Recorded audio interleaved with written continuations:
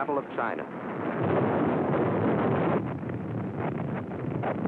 This, the great city of Shanghai on a September day in 1937. This, the fearful beginning of a new kind of war. This, the first mass bombing from the air of a helpless civilian population.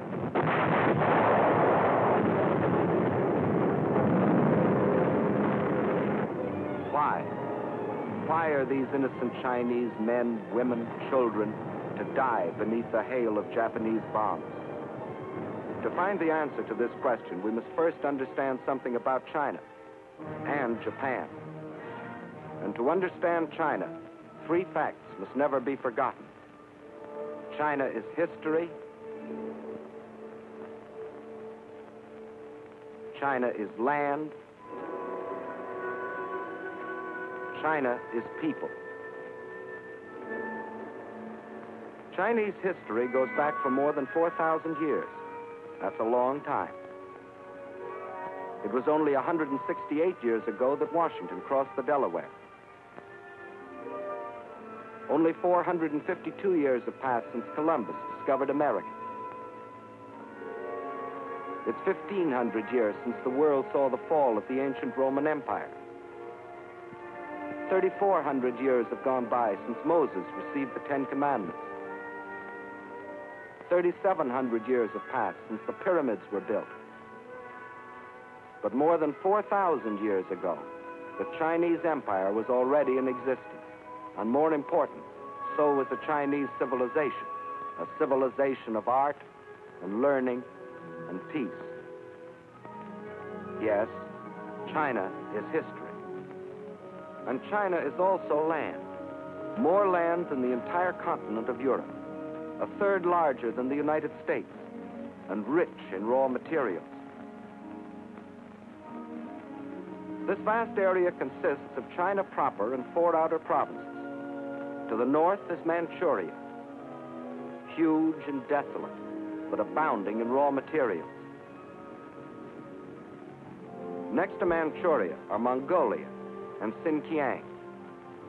Here lies the Gobi Desert, a vast plateau twice the size of Texas, inhabited by nomad tribes who lead their camel caravans back and forth over ancient trade routes. To the west is Tibet, the icy roof of the world, its borders encompassing the eastern end of the Himalayan mountains, the mystery land that few have entered. And from these vast mountains of the west rise the 3 great rivers which are China's lifeblood. The northernmost of these is the Huanghe, the Yellow River, often known as China's sorrow because of its frequent flooding. Far to the south flows the Sikiang, the Pearl River, which enters the sea past the great ports of Canton and Hong Kong. But the greatest river of all is the one that flows between, the Yangtze, winding for 3,000 miles through the heart of China, bringing fertility to the good earth and bearing upon its broad waters half the commerce of China. Yes, China is land, next to Russia, the largest country in the world. But most important, China is people, 450 million of them.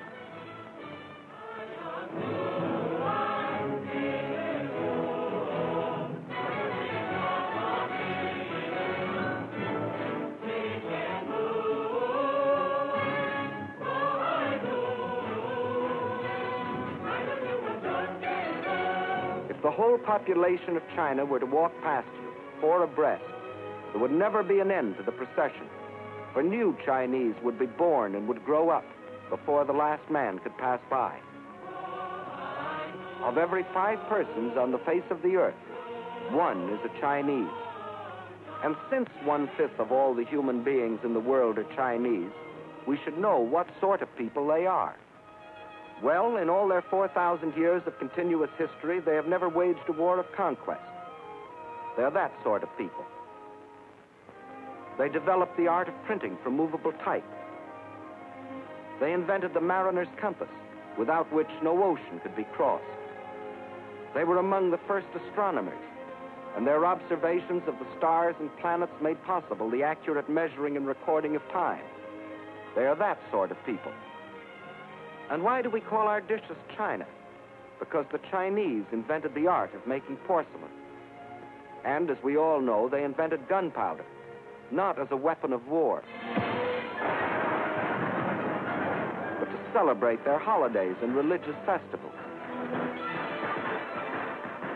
And it was one of China's great philosophers who, 500 years before the birth of Christ, gave mankind these words: "What you do not want done to yourself, do not do to others." They are that sort of people, enriching the world in which we live. Yes, China is incredibly old, incredibly big, incredibly populous. Yet it was, until recently, a land with which few of us concerned ourselves. But now a great change has taken place. China is now our fighting ally, or more accurately, we are China's. But China has been fighting our enemy, Japan, for 7 long years. Why is this? Why have the Chinese, who in all their 4,000 years of history have never waged an aggressive war, been forced to fight and die by the millions? Because China is land, 4 million square miles of it. And because China is people, 450 million of them. And because Japan had a plan to use them both. That plan was finally stated in the Tanaka Memorial, a blueprint for world conquest, formulated in 1927 by Baron Gishi Tanaka, the Japanese foreign minister.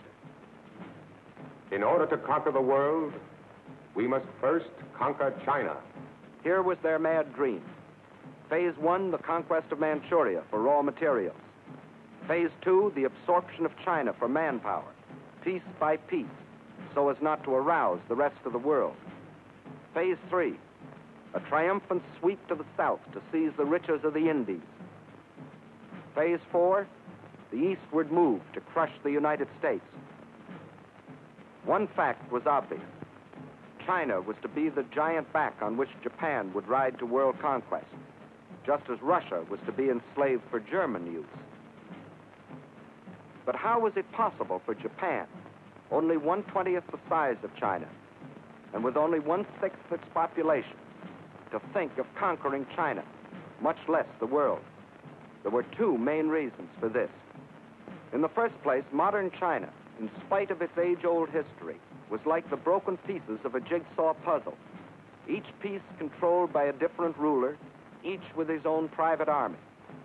In modern terms, China was a country, but not yet a nation, while Japan was a united, well-knit, highly regimented military dictatorship.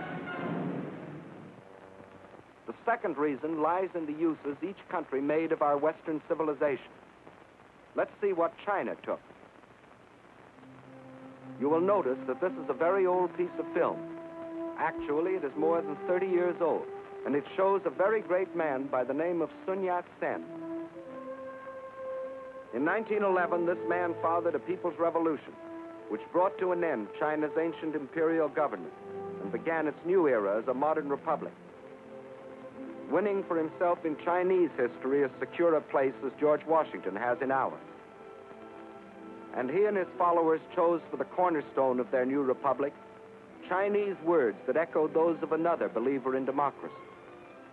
Government of the people, by the people, for the people. And to make these principles become reality, they built more schools and colleges.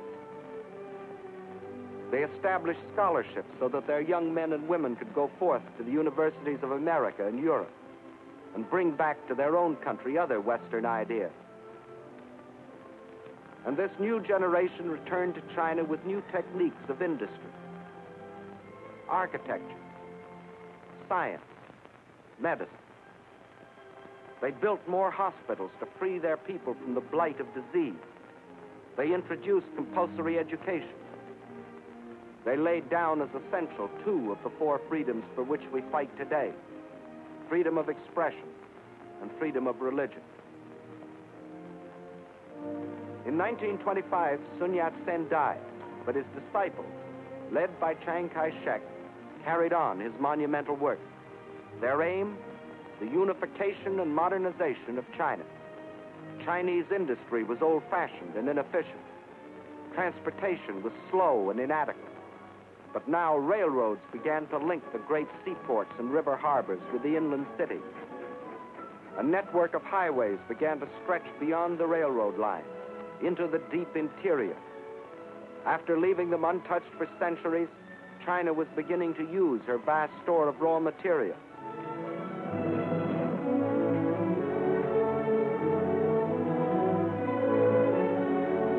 And soon the tools and machines of the new factories were delivering the goods and products for China's new economy. For the Chinese believed in using the best of Western civilization for the progress of their country. And while they were building this new nation, just a day and a half by steamer across the Yellow Sea lay Japan.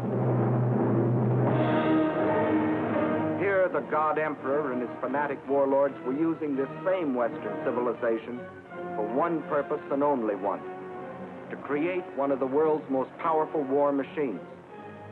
Their aim, the absorption of China and the fulfillment of the Tanaka Memorial.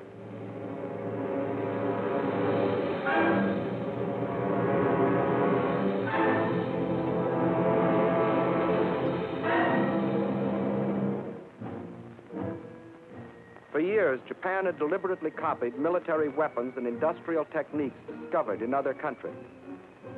For years, Japan, under the pretext of lacking raw materials for industry, had been buying in every corner of the world materials not only to build this war machine, but materials which could be stored to feed it in the war of conquest they were planning. For years, while other nations were trying to outlaw war by reducing armament, Japan was feverishly and secretly building a modern army, a modern navy, a modern air force to strike its infamous blow at the civilized world. And we all now know about the islands in the Pacific that Japan fortified in violation of all international treaties. These were the reasons why it was possible for Japan, only 1/20th the size of China, and only 1/6 the population of China, to think of conquering China as the first step to world conquest. And as you have seen, in 1931 they embarked on Phase 1, the occupation of Manchuria. The small bonfire that the Japanese lit in Manchuria was to grow and spread with uncontrollable fury until the entire world was aflame.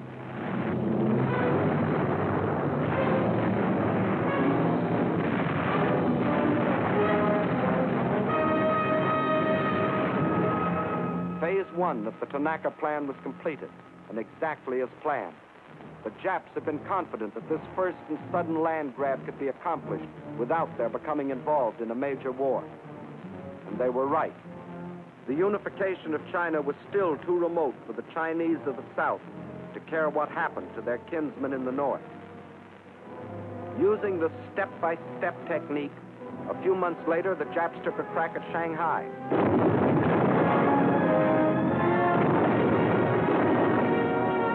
The Chinese resistance was so great, they hastily called that deal off, waited another year, and then struck in the north again, carving the province of Yehol out of China proper. This, too, they got away with. The world criticized, the Chinese protested, but still the Japs got what they wanted, another piece of China, and without a war on their hands. And to rule over Manchuria and Yehol, the Japs then set up a puppet government under their stooge, Henry Puyi, the Chinese quisling prince. But the leaders of New China remembered that in other centuries, other barbarians had invaded their country. The evidence still stood in the Great Wall, built by their ancestors more than 2,000 years earlier, and stretching for 1,400 miles across mountain and desert to protect themselves from the barbarians of the north. Of the Great Wall, it has been said that it is the only work of man which would be visible from the moon.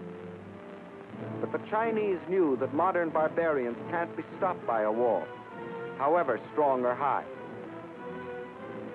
They can't even be stopped by people, unless the people are united.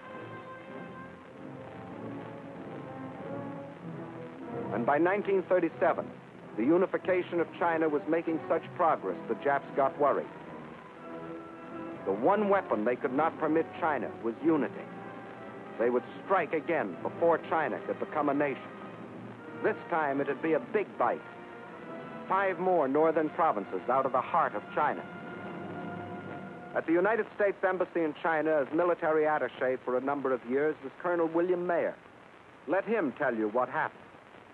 First thing the Japs did was to prepare their usual fake alibi.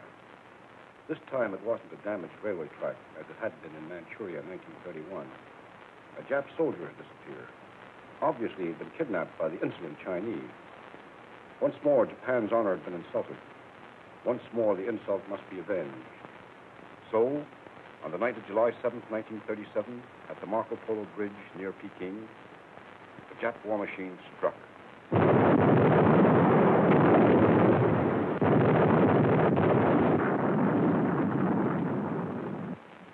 Within the space of a few weeks, the invaders were in control of Tientsin and Beiping. It looked as if the Japs were going to have another walkover.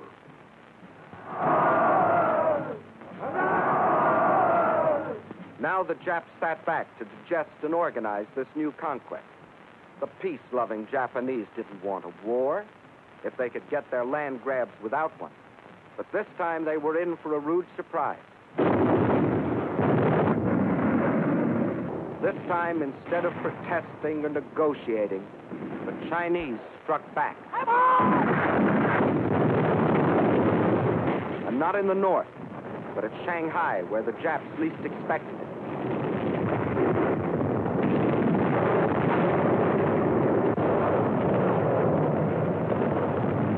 To understand the fighting that followed, we must know something about the city of Shanghai itself.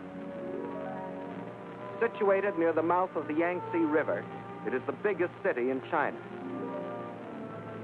As the largest seaport in the Far East, it dominated the commerce and foreign trade of China. And through its great docks and channels passed most of the wealth of the Orient. In Shanghai, truly the East met the West.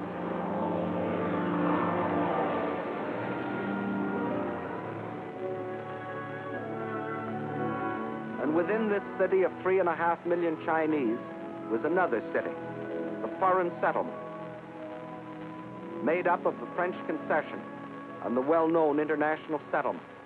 There, the various powers, including Great Britain, the United States, and Japan, had stationed detachments of troops, Japanese, British, French, and our own United States Marines, to assist the police of the Shanghai Municipal Council in the preservation of peace and order, and to protect the boundaries of the international settlement. These detachments were limited in size, but the Japs secretly and in violation of all treaty agreements had increased their garrison so that when fighting started on the border of their concession in August of 1937, they thought they were fully prepared for any eventuality.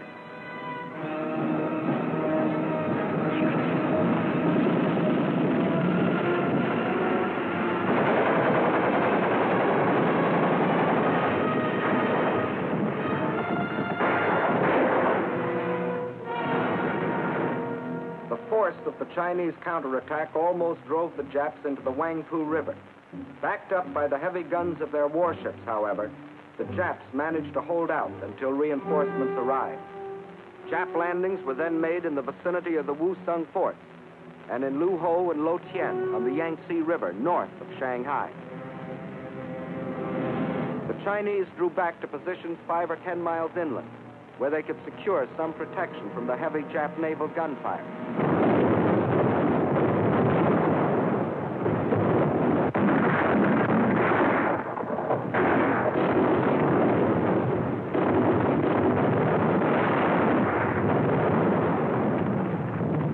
At the same time, the invaders succeeded in making a surprise landing some 20 miles to the south of Shanghai, put 2 divisions ashore, and pushed rapidly north to outflank the city.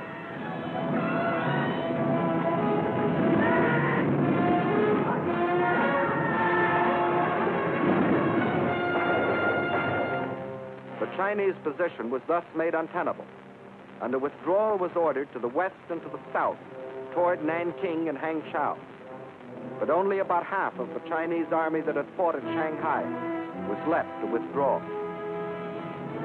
Meanwhile, enraged at the very idea of anyone resisting the Imperial Japanese might, the Japs took their vengeance upon the civilian population of the city, a city without guns or planes to defend itself, and deliberately slaughtered thousands from the air.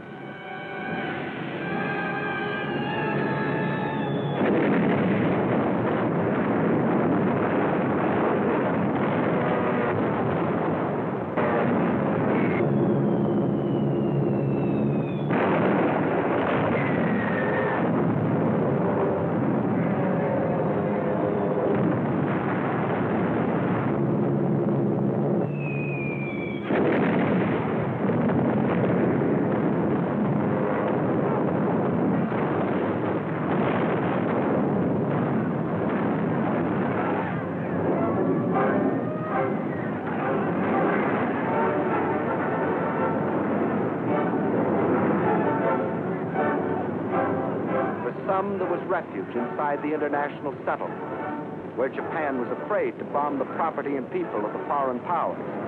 Just yet.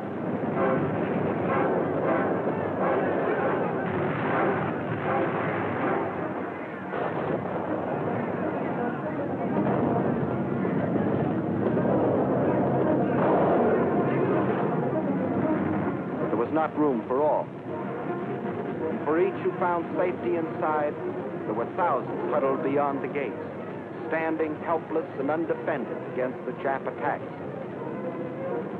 There was no escape for these surging and panic-stricken people. They could only scurry through the narrow streets, pushing and packing themselves into the center of the city, to be trapped and buried alive in the collapse of bombed and burning buildings.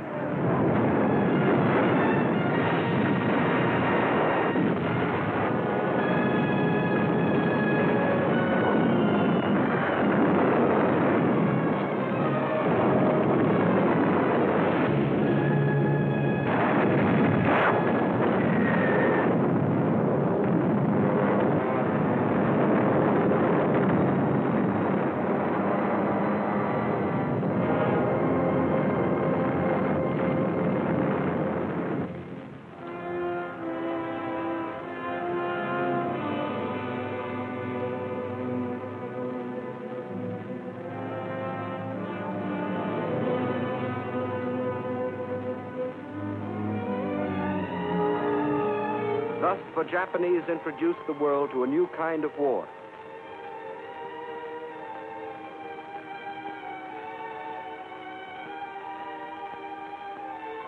A war of deliberate terrorization, of deliberate mass murder, of deliberate frightfulness.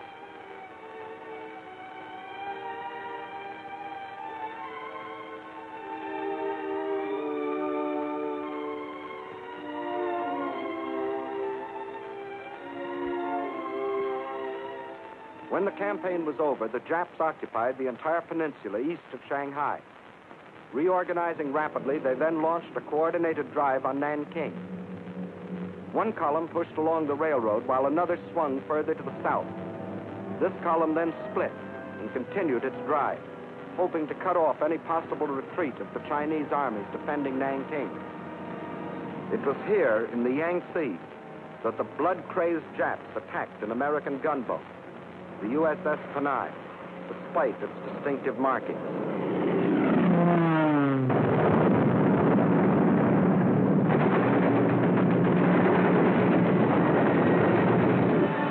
The ship was bombed and sunk with the loss of American lives. The first American warship to go to the bottom in this war.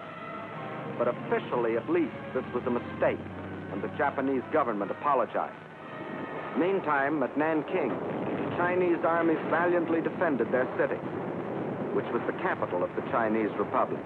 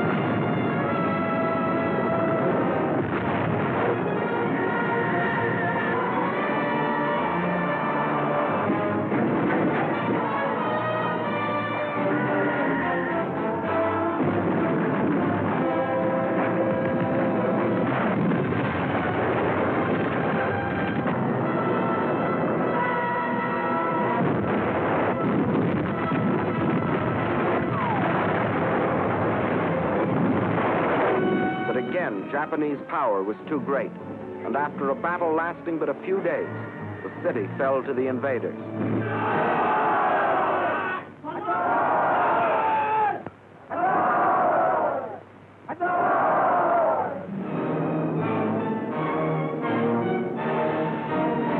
In their occupation of Nanking, the Japs again outdid themselves in barbarism. The helpless populace was trapped by the city walls and could not flee. The Japanese soldiers went berserk. They raped and tortured. They killed and butchered.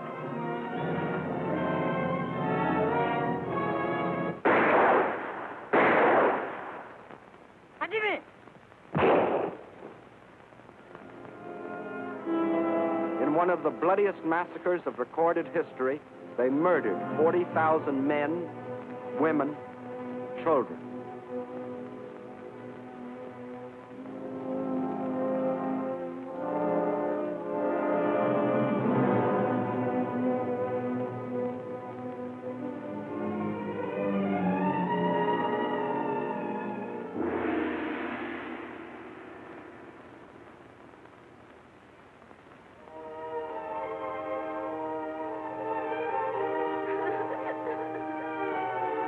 Those who lived might better have died, for the horror of their twisted and torn bodies was worse than death. These scenes were photographed by an American missionary and smuggled out of China after the rape of Nanking.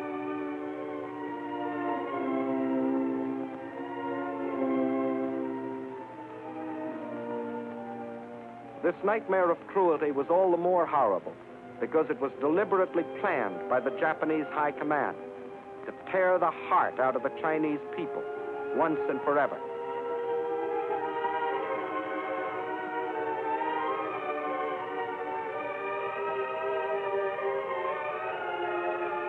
And then it happened.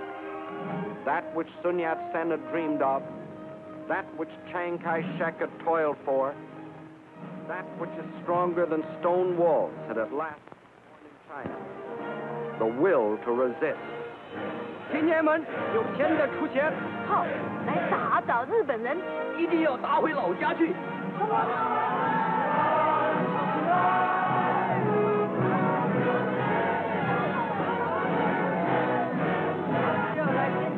In their last bloody blow, the Japanese had accomplished what 4,000 years had failed to bring into being: a united China, an aroused China.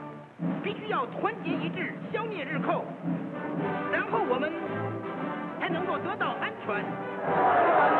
真正救国的责任，应该贡献我们所有的力量，为求生存和独立而抗战，为反抗帝国主义而反战，坚决抵抗，我们一天不屈，让我们大家前进，反抗到底。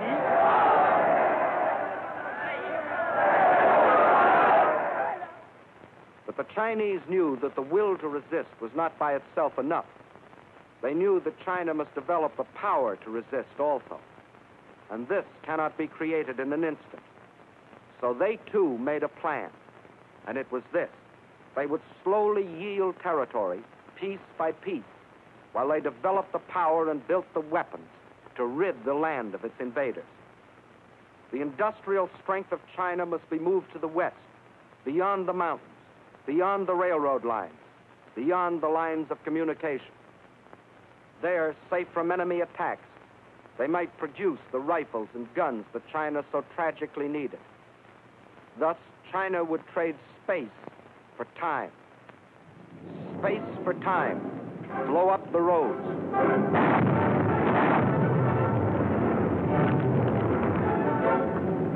Space for time. Scorch the earth.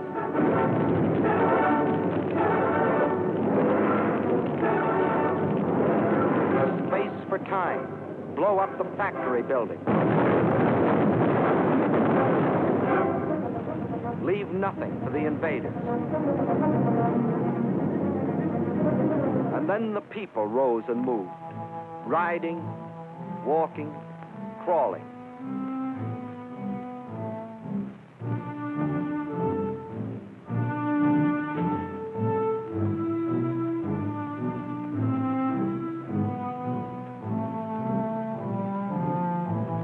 million of them, spontaneously driven by an epic impulse, rose and made their way westward. The earth teeming with them, moving westward on a trek that stretched through 2,000 miles of roadless wilderness. Thus the world witnessed one of the most amazing spectacles in human history, the greatest mass migration ever recorded. Whatever could be of use and could be moved, the Chinese took with them on a Homeric journey. Their libraries, their schools, their hospitals, all dismantled and carted away. The machinery from over 1,000 factories, weighing over 300 million pounds, was moved away in trucks and ox carts and on their backs, 2,000 miles away, 2,000 miles westward. Wherever they could, they gathered along the few remaining railroads, waiting, hoping for some chance to ride part of the way toward their westward goal. And when they had packed the last train with the last ounce of humanity and machinery, the tracks themselves were taken up, rail by rail, tie by tie, to be transported westward, to leave nothing for the enemy.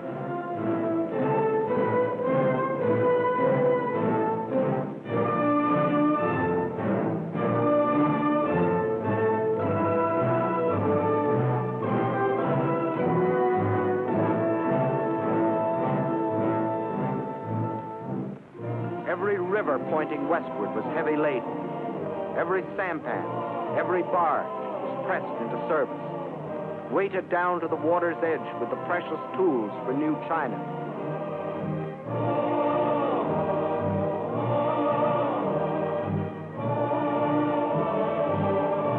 Nothing could stop them, not even the rivers that narrowed into mountain gorges. Westward with their loads of machinery, more precious than gold.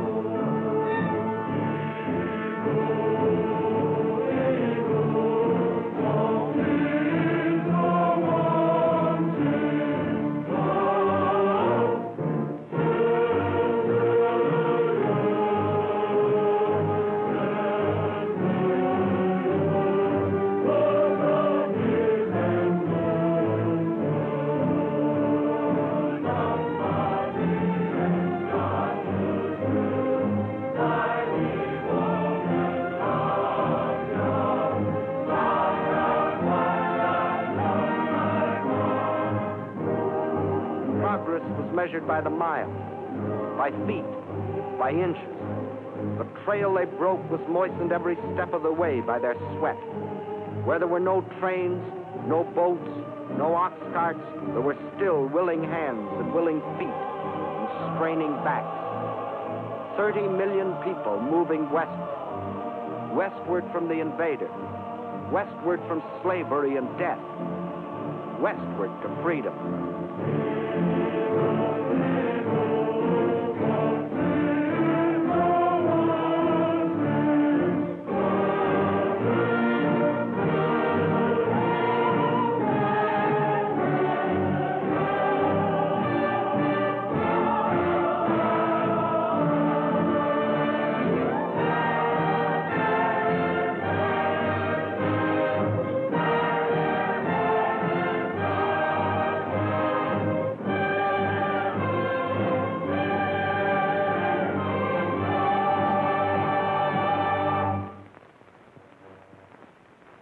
Now, in the free mountain lands of the West, ancient cities sprang into fresh and modern life.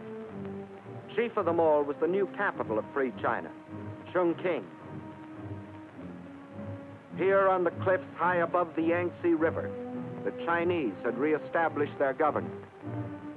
They knew, however, that the people of the city would not be safe from Jap air raids. The memories of Shanghai were fresh in their minds. And in the sandstone cliff on which the city is built, thousands of workmen rushed the construction of enormous caves as shelters for the people, and for the pitifully few machines more important than life. To the Japs, Chungking became the heart of the Chinese nation they were determined to conquer. Destroy Chungking, and they would break the spirit of New China.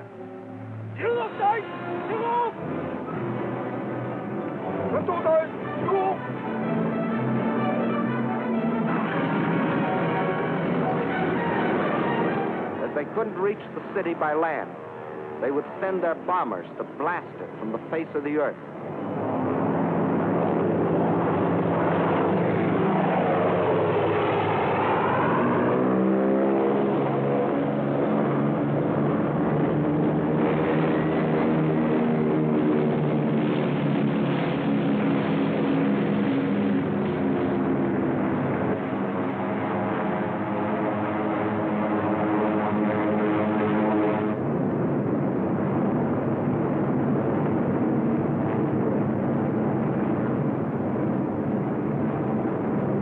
Against these Japanese armadas, slow and obsolete Chinese planes made a single attempt to defend Chungking.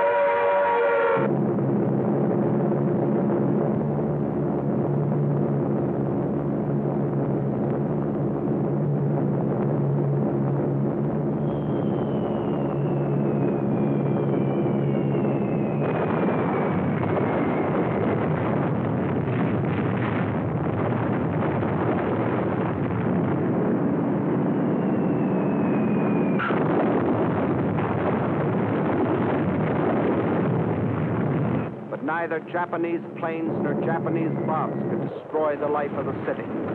But not only the people, but the factories had gone underground, where the vital machines could operate by day and by night, safe from bombs and shrapnel.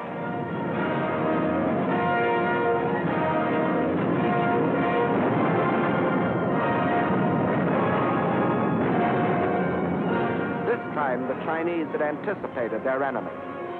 In spite of bombs and fire and destruction, this time the Chinese stood fast.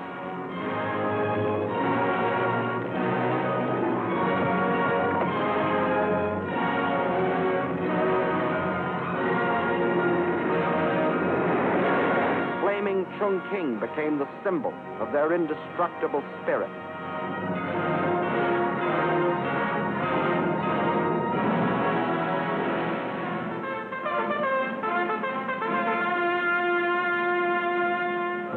Now the call to arms sounded throughout New China. And from the vast interior, China's millions answered the call.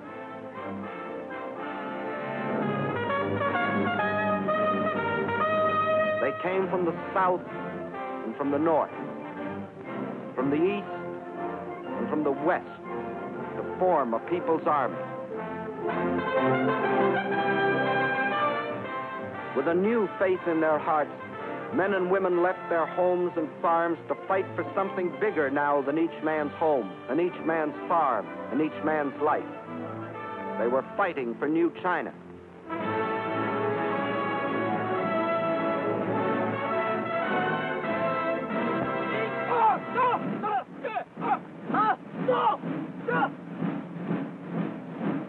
New soldiers, awkward and unskilled, like all new soldiers. But they toughened and trained.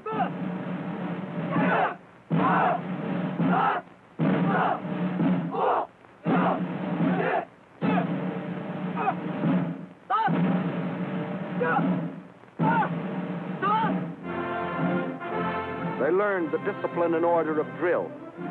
They knew they must strike and strike hard. They learned to kill. The youth of China also came forward, training to care for the sick and the wounded. Girls joined their husbands, brothers, and sweethearts in uniform.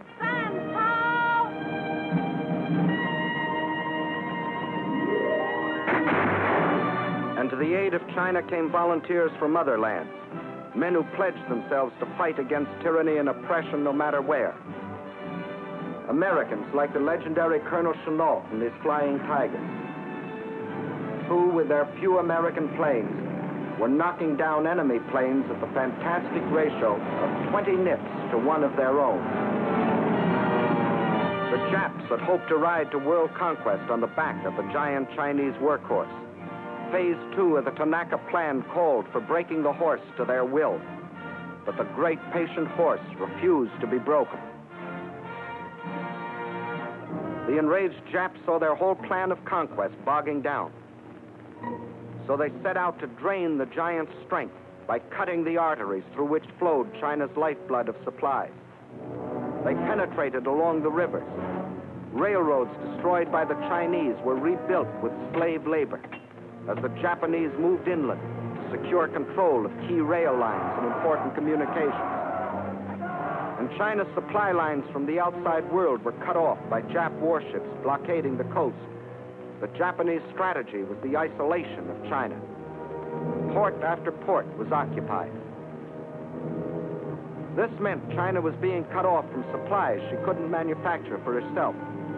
Supplies she was getting from her Western friends. Without oil, gas, guns, and planes, China was doomed. With the whole of the Chinese coast in the hands of the Japs, there would only be two routes over which to bring the vitally necessary materials. From Indochina, a narrow-gauge railway ran inland from the sea to Kunming, connecting with a truck road that went to Chongqing. But its capacity was limited. And then there was the old trail of the camel caravans from Russia across the Gobi Desert, which could bring in even less. Not only did these routes provide too little for China's needs, but they were too near Jap territory to be safe. There was only one other possibility. In Burma was a railroad that ran from the port of Rangoon to Lashio. Separating it from the truck road at Kunming were hundreds of miles of high mountains and deep river gorges. If this stretch of tortuous mountain trails could be replaced by a modern highway, where now only pack trains could pick their plodding way, China would have a practical supply route to Burma from the sea. Several internationally known firms of engineers were called in to do the job. They said the work might be completed in 6 or 7 years, if China could supply them with the most modern machinery. But China didn't have the modern machinery, nor did she have the 6 or 7 years. So she began building the road with her bare hands.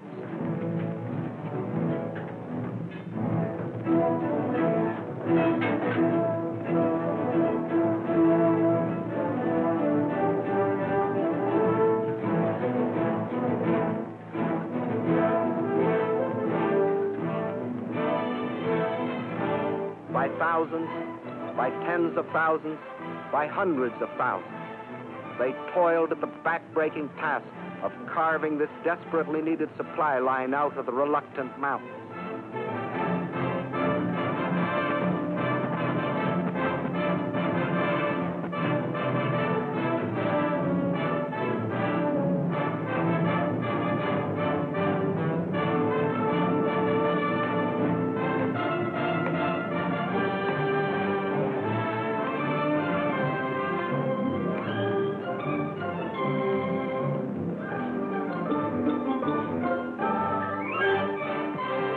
Out of their toil and their sweat, they created the Burma Road, Not in 6 or 7 years, but in less than 12 months. A monument for the new spirit of the new China. As soon as it was completed, the road went into immediate service.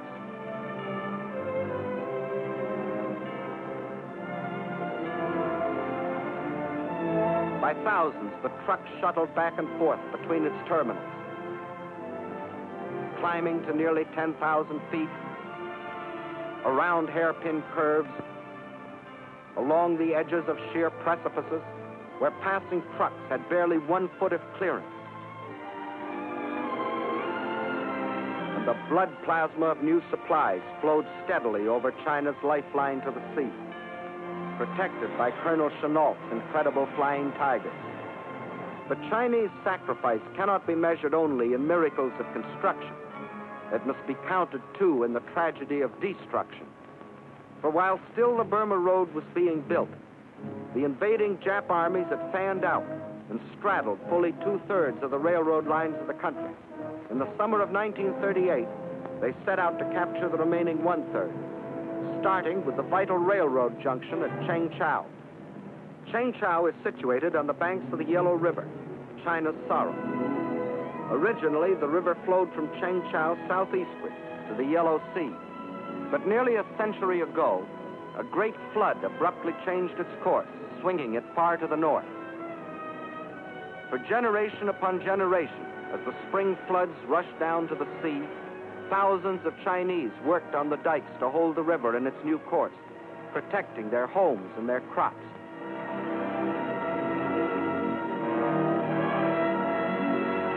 Now, as the Japs advanced on Chengchao, the Chinese blew up the southern dike of the Yellow River, thus loosing a flood between themselves and the Japs.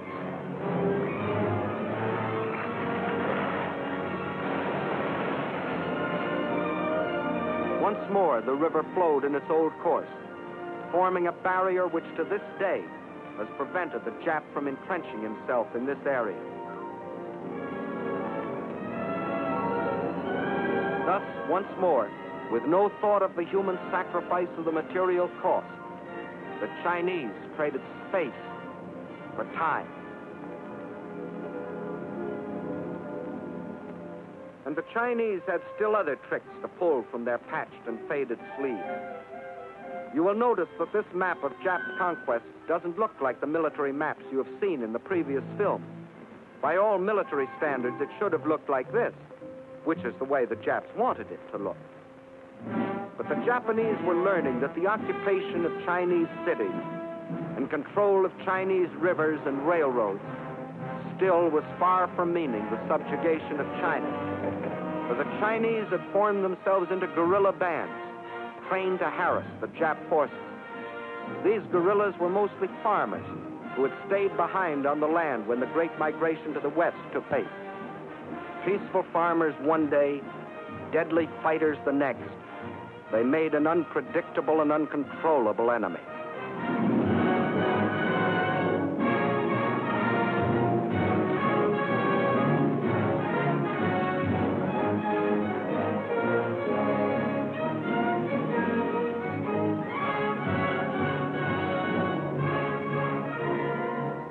The Japs held the lines of communication. But in the pockets thus formed, these unconquerable guerrillas constantly sniped at the Jap invaders. When the Japs tried to annihilate them, they disappeared, only to reappear in another pocket.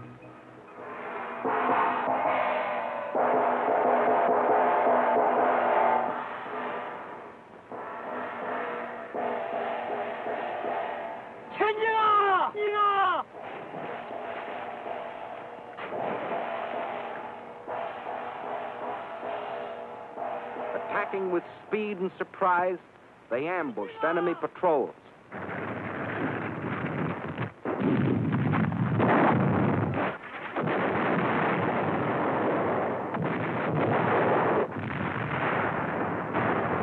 And the Japanese were fighting more than the Chinese people. They were fighting the Chinese land, the great distances, the rivers, the floods, the swamps and marshes. These, too, were enemies that defied the Jap war machine. The giant back Japan intended to ride to world conquest was proving to be a bucking bronco.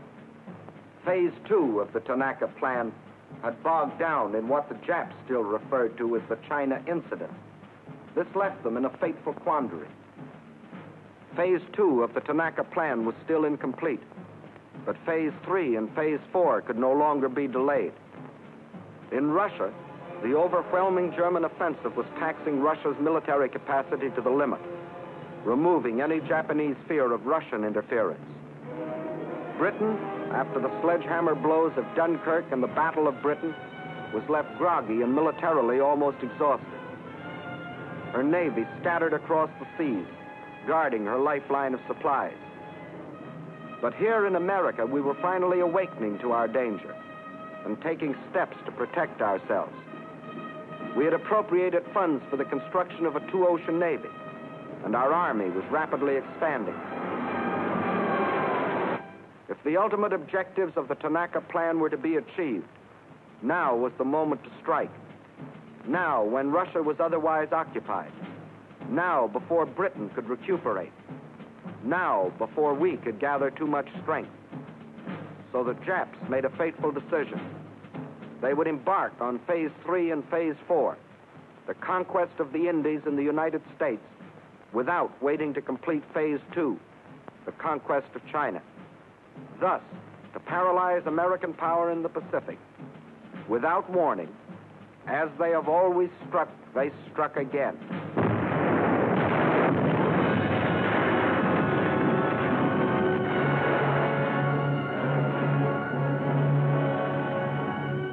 According to all the rules, China's position should now be greatly improved.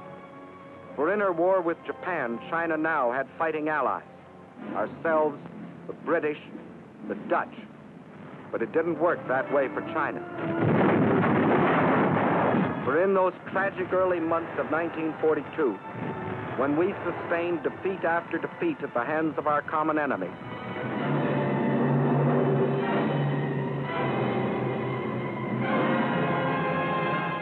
China endured the worst setback of all. Out of our defeats, China lost the Burma Road. But still, China's courage never faltered. Her determination never weakened. And in the history of those long and tragic months of black defeat in 1942, one bright page stands forth, a page written by our Chinese allies. Here is the city of Changsha. The Japs wanted it for two reasons. It was in the center of the Chinese rice bowl, and it was also an important railway junction. Twice before they had tried to take it, and twice before they had been thrown back.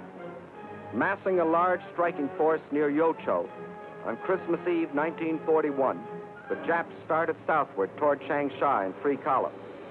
At 3 points during the drive south, the Chinese forces put up token resistance. But instead of withdrawing toward Changsha, they withdrew east into the mountainous flank. By New Year's Eve, the Japs had surrounded the city.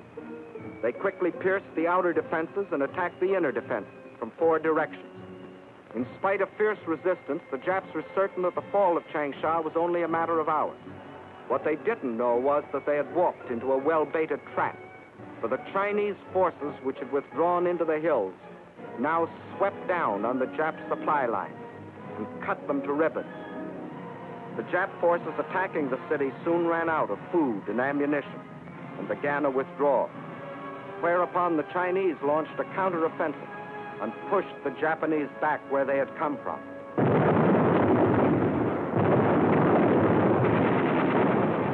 The Jap column was forced to run the gauntlet of continuous attack by the pursuing Chinese forces.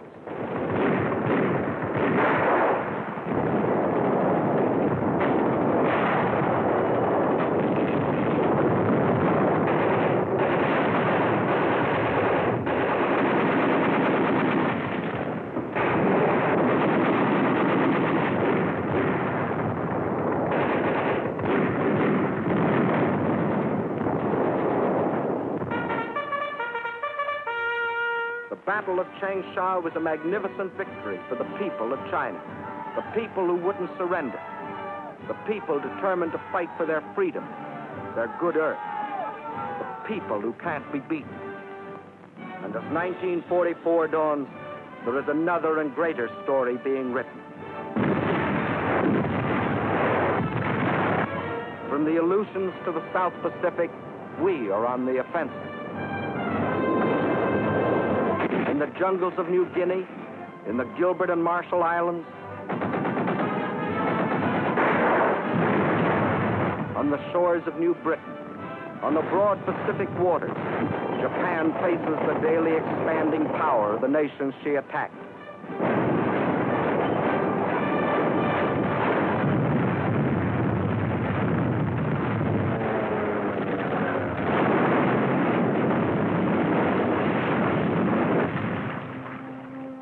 And in India, American, British, and Chinese forces are gathering strength under Lord Mountbatten for the liberation of China. For China's war is our war. And now her millions belong not only to United China, but also to the United Nations. Leader of our American forces is General Stilwell, who has the unique honor of being the chief of staff of all the Chinese Expeditionary Army. Division after division of picked Chinese troops are being flown in our planes from China to India, where they are armed and equipped with the most modern American weapons. Trained and hardened to spearhead the coming drive against Japan. Through enemy-held territory in northern Burma, the new Lido Road is being pushed. Over mountains, through jungle and swamp, from India to China, to connect with the old Burma Road. In the jungle on either side, American and Chinese patrols protect the road and strike at the Japs. Their supplies and ammunition brought in by plane and parachute.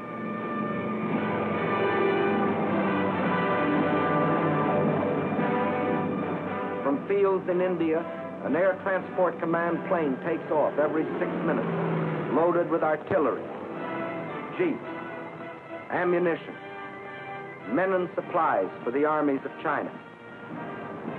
Over this Burma skyway, over this hump of mountains 16,000 feet high, more tonnage is being flown into China than was ever trucked in over the old Burma Road.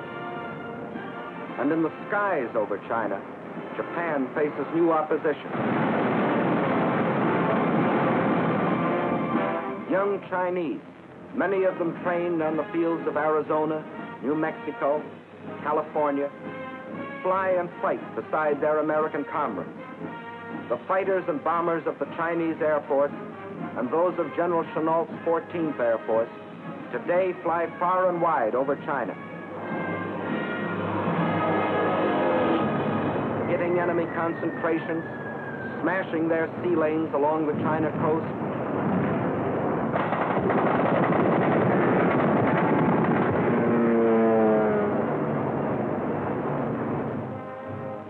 The same people that moved a nation 2,000 miles, that built the Burma Road, are building airfields out of stones, mud, and patient, tireless hands.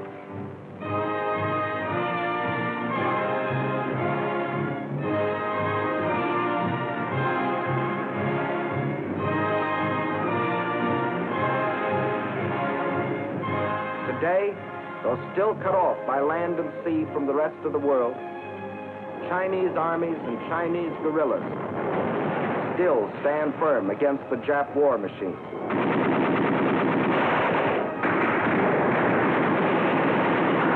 The oldest and the youngest of the world's great nations, together with the British Commonwealth, fight side by side in the struggle that is as old as China herself, the struggle of freedom against slavery, civilization against barbarism, good against evil.